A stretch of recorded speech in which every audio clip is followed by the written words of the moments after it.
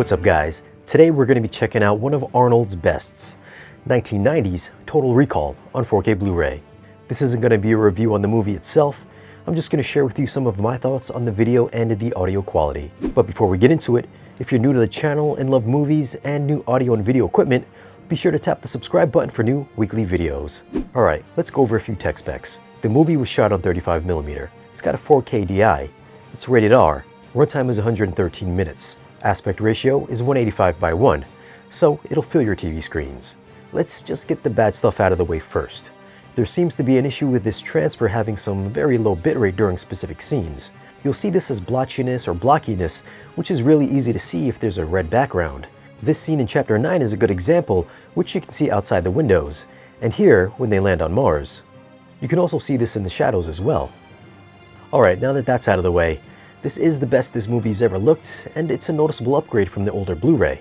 Now don't go thinking this is going to look like a modern day shot movie, because it is soft for the most part, and there is a fine layer of grain throughout. So if you're a grain hater, then you're likely not going to enjoy the way this movie looks. Detail-wise, everything has a cleaner edge and it's visually tighter. Close-ups can reveal pores and wrinkles and aging makeup effects, which still holds up pretty well today. Some scenes which are really good looking can take a turn for the worst when the actors are placed within a special effect.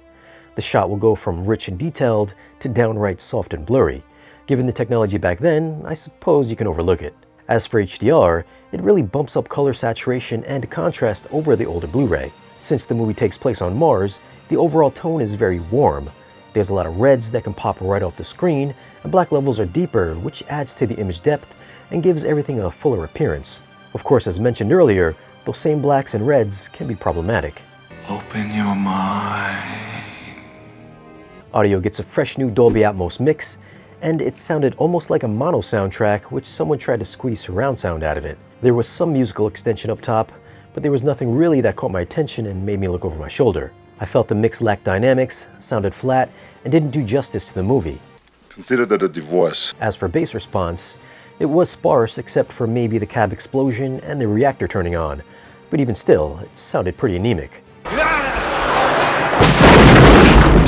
Dialogue, on the other hand, was easily understandable, so that's always a plus. So for audio, I'm gonna go with a 4. It would have been nice if this got the Star Wars treatment, but like I said, at least to my ears, I thought this was a lifeless mix and a lackluster attempt at an Atmos upgrade. Who knows, maybe your system is better than mine, and I'm just missing something.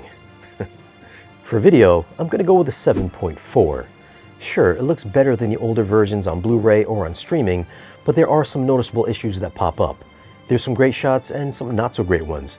I don't think it's a transfer that's gonna blow minds, but if you are a fan of this movie, then this is clearly the best way to get it.